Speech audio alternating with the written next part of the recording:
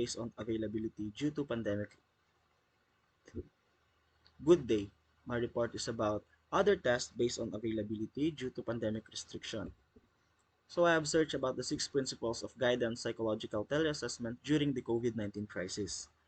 So this is about the health service of psychology and border mental health care world has railed in recent weeks to adapt the clinical practice to the necessary physical distancing constraints of the COVID-19 crisis. So the bulk of clinical service is largely based on verbal interaction between client and service provider. So it has been moved to distribute the distance service delivery model, largely relying on online teleconferencing technology to continue the face-to-face contact with consumers now. So however, the situation is more challenging with assessment services with standardized administration procedures requiring in-person contact. In considering these challenges, some psychologists may pause their psychological assessment services during this time. However, others do time-sensitive, high-need, and or high-stakes assessment that really need to continue. Most current and emerging telehealth guidelines largely focus on psychotherapy, so teleassessment guidance is necessary. In response to the need of physical distancing and isolation requirements, the test publisher have started to modify their service delivery option, such as the ability to use remote testing option, for example, emailing a link to the testing interface to the respondents or presenting stimuli over the remote testing platforms. However, multiple types of assessment, including cognitive, neuropsychological, and autism assessment, are disproportionately burdened by the current physical distancing, limited contact, and stay-at-home constraints. This assessment method has been historically relied on task and interpersonal procedure that require in-person interaction, such as the manipulation of physical materials, standardized interaction between assessor and the client, and clinic observation of the personal and the physical environment. So this is the first principle. Do not jeopardize test security.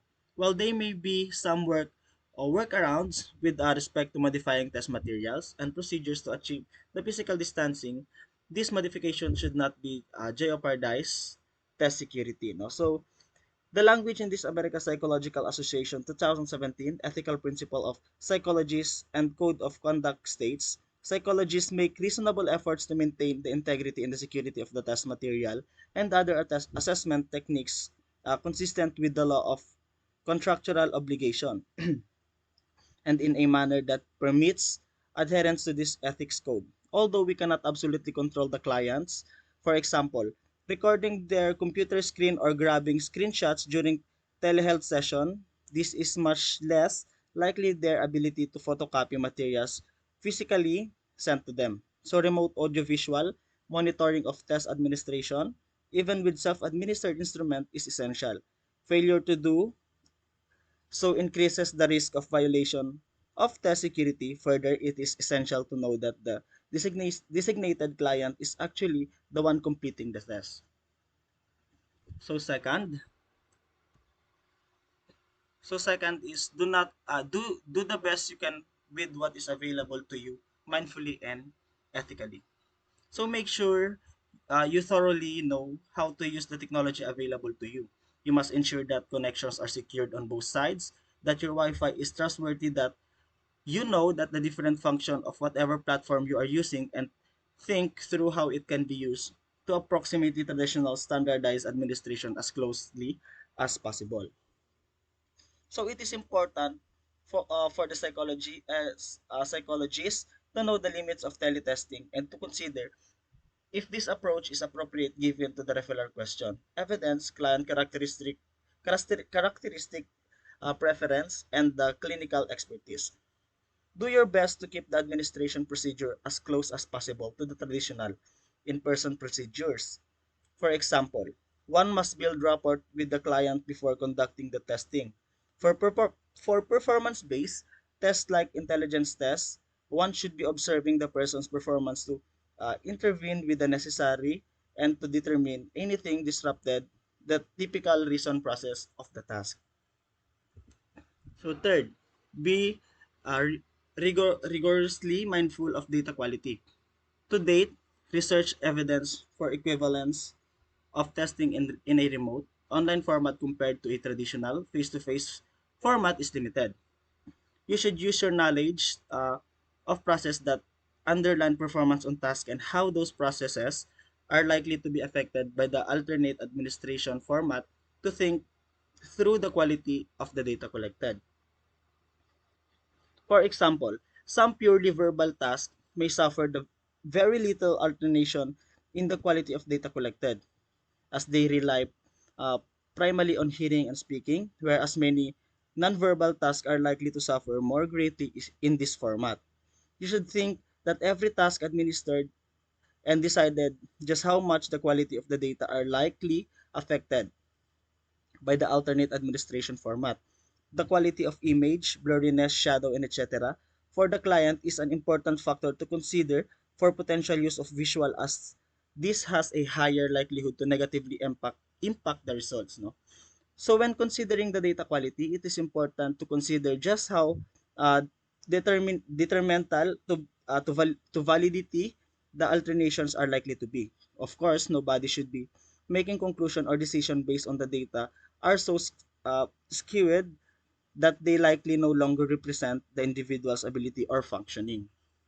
Additionally, it is important to decide whether it is better to proceed with modified assessment procedure in the specific situation, to use alternative measures that are available, to use a remote formal, or to wait until in-person service again are feasible. So fourth principle, think critically about test and subtest substitution. There will certainly be tests that are not possible to replicate in a telehead format as this at this time. So consider, for example, block design from the Welch's test without being able to ship the block to clients. So and subsequently being able to use multiple camera angles to see both clients' face and their hands tables. It is extremely unlikely that this is feasible to administer at the moment. This is also true for other tasks with manipulatives. So, however, you can consider tasks that tap similar construct in similar ways. Welch's tests, for example, have subtests and load onto the border visual, spatial, or perceptual reasoning that do not require the use of blocks. Additionally, adding a different visual motor integration task to the battery may bolster the information gained when a core subtask cannot be utilized. Remember that the most robust and meaningful scales in multi-faceted tests are typically the all-over full scale rather than their subscale. So that is the individual variation among subtests may be useful and informative, but the overall score is generally the most clinical, reliable point of data. That means that slight data problems with consideration of principle 5 may, may not be as important, meaningful, or disruptive as they are only partial contributing to the larger overscale score. So our principle 5 is widen confidence interval when making conclusion and clinical decision. Ultimately, psychological assessment requires the clinical judgment of psychologists interpreting test scores, including their margin for errors with the context of individual and contextual factor, presenting problems, diversity consideration, and other information. No single test score should ever make a clinical decision for us. Even under the most optimal conditions, psychologists will continue to integrate the test data within the understanding of the individual, their background, their context, their culture, and their circumstances in order to inform conclusions and clinical decisions. Integrating tests derived from non-standardized administration procedure broaden the margin of error. It is important to be deliberated and explain about the border confidence interval and potential for errors that the administration process, interpretation, and the write-up of result. Remember that these test scores and data are not perfect, and at the best they have error and approximation of construct where we are trying to understand about an individual. Therefore, with all above uh, CAVEATS use test results collected via telehealth as individual data larger picture.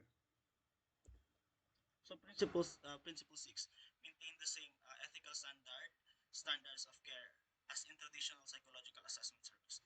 So the ethical principle that underline the APA's ethic code are built on the foundation of doing good, avoiding harm, and being faithful and just in our work.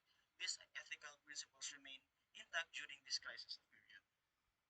So this includes ensuring the process of informed consent is thorough, clear, and ongoing. Potential difficulties can arise when conducting psychological assessment remotely via telehealth and should be discussed explicitly. Consumers should know the limitation ahead of time whenever possible. Additionally, as the telepsychological assessment is an area which the overwhelming majority of psychologists are not familiar, it is important to seek out consultation if at all possible. While it may not be possible to consult with an expert in this specific area, you should discuss the implication with a knowledgeable colleague. So